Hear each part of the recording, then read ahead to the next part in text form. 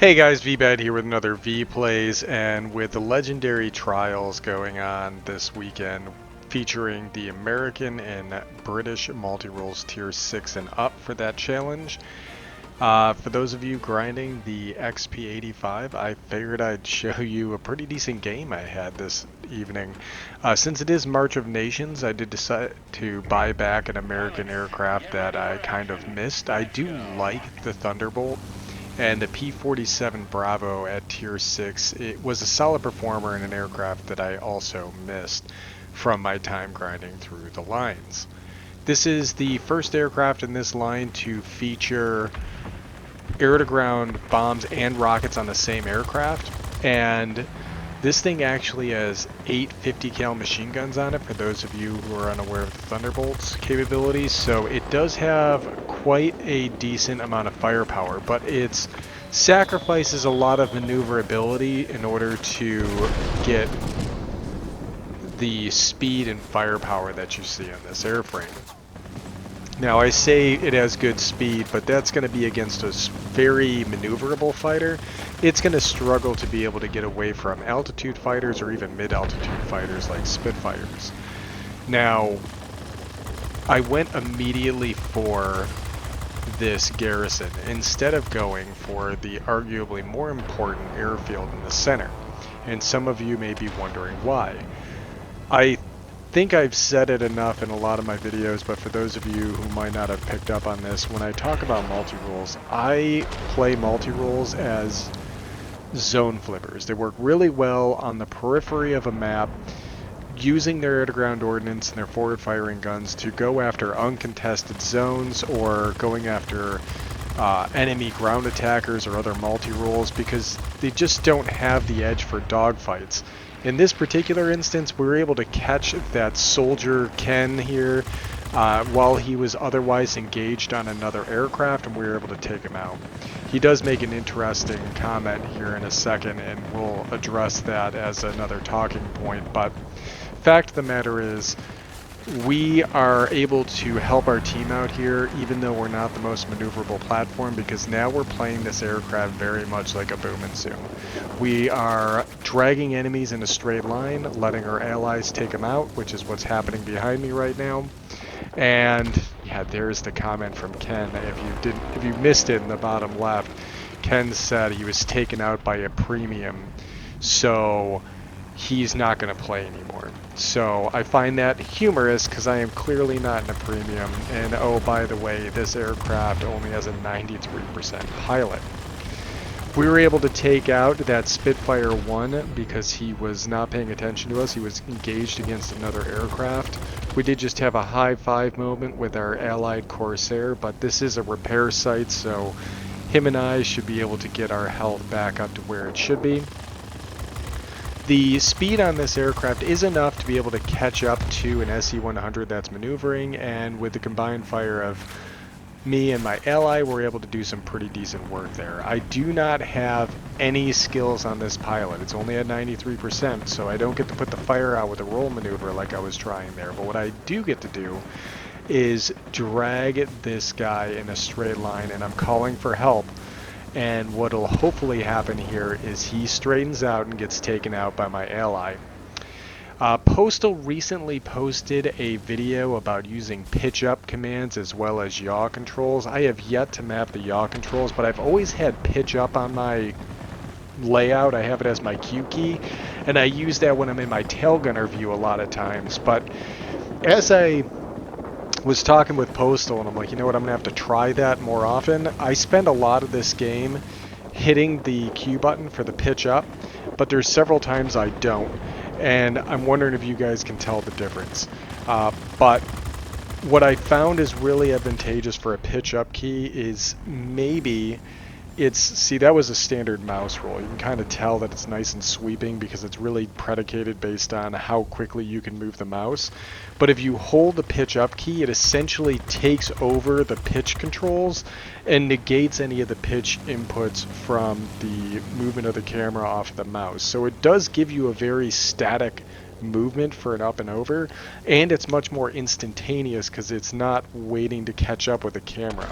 See, this is straight Q key, which allowed me to be able to continue to pan my camera around, and that's what I was doing for my pitch up. So when I'm saying Q key, I mean my pitch up command. So hopefully this is making sense to everybody that's listening here. I liked the American P-47s because they had a lot of power available, so even though I'm climbing well outside my altitude regiment, I'm still able to get up here to this B-17 Delta, and I'm able to just unload with these 850 cals and knock them out. We do have our underground ordnance back, but right now we're pretty much just in dogfight mode. We're gonna slam on the Q key here, I think, in a second. No, we're not. I was really proud of this maneuver, though. We let the XP-50 roll past us, and just by kind of gauging where his icon was, we were able to vector ourselves for a stern conversion. Here we are with the SE-100, yet again. I believe this is the pitch up key, which allows me to be able to continue to move my mouse around. And there we go, got the SE-100. So this Focke-Wulf 190A5, he does have some very powerful forward-firing guns. He's got two 30s, two 20s, and two 13mm machine guns. So I really don't want to get stuck going up against him if I can avoid it, just because of the firepower coming out of him. But here's that Spitfire 1. He's at decent health, but we were able to knock him out very effectively with those 850 kills. And we're just kind of mopping up that kill right there against the Yak 7. And it wasn't until this point I started to realize I was actually doing a lot of work over here. And I'm like, you know what, this is probably going to shake out to be a pretty good game. Making sure I'm shooting those rockets at the right part of the site there, and that actually flips the zone and gives us our grade 2. I typically like to save the rockets for AA sites, and I use the bombs for bigger sites, like, you know, your bigger structures at the garrison or bigger zones, so your actual medium-sized sites. And then for the AA, I'm really using the rocket to take out the main gun and maybe just putting some extra damage on it, because there isn't enough damage coming out of these rockets to be able to take out a site with just 3. So you're going to have to probably launch 4 or 5 in order to take out a whole AA site, but if you were to launch 1 rocket per gun, you could theoretically take out all of the AA guns, which will make it easier for your allies to be able to flip the zone and give you a chance to be able to do the same. We just picked up Wing Legend here, and then I'm looking at the current score, and I'm like, you know what, we actually have a pretty decent amount of time here. We're able to light that Yak 7 on fire just due to the sheer volume of fire coming out of this thing. So I ignored it, and he ended up burning out. So we just got flames in the sky from that attack right there. Here's that F4F vectored in against our multi-roll down below.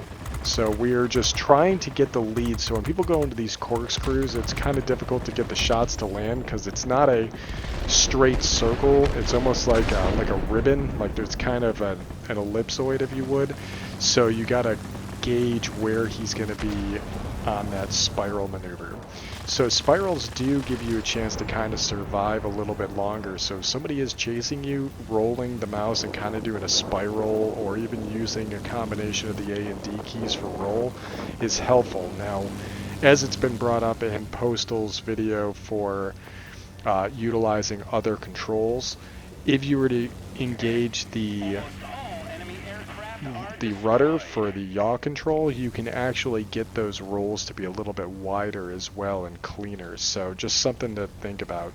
It's made me contemplate busting out one of my joysticks, but I'm not sure yet. I feel like I put so much muscle memory into this game right now that I'm kind of where I want to be, and I'm in the old dog, no new tricks state, but I'm willing to give it a shot. I am using the pitch up command a lot more. This shaped up to be a really good battle, so let's go ahead and talk to Past V, as he was kind of riding on the high of the excitement of this battle. Whew, okay, that was actually a pretty good battle. Not quite what I was expecting. This pilot was only at 93%. We finally hit 100% on this pilot.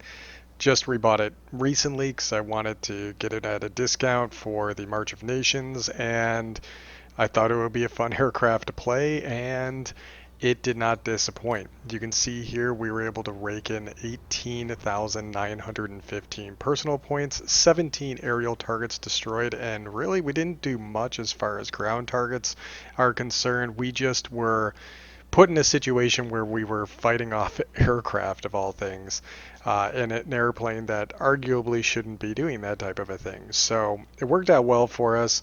It also helped us with our token rush and the March of Nations mission that we need to do as well. So yeah, I don't know what else to say. The 850 cal machine guns on this aircraft at tier 6 give it a very strong damage potential, especially against light fighters, as I believe you saw during that battle. It does have the ability to attrit away a lot of health, and with the relatively quick shell velocity, it makes it easy to kind of pull those lead shots, although it is very short range and the aircraft has trouble sticking on target.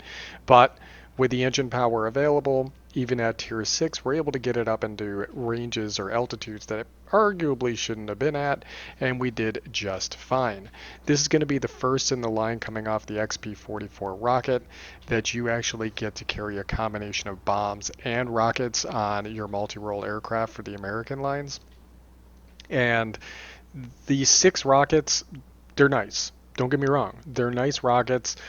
They do decent amount of damage. I usually use them just for taking out AA guns or maybe helping finish off a very key zone just because I want to dump all the munitions on it.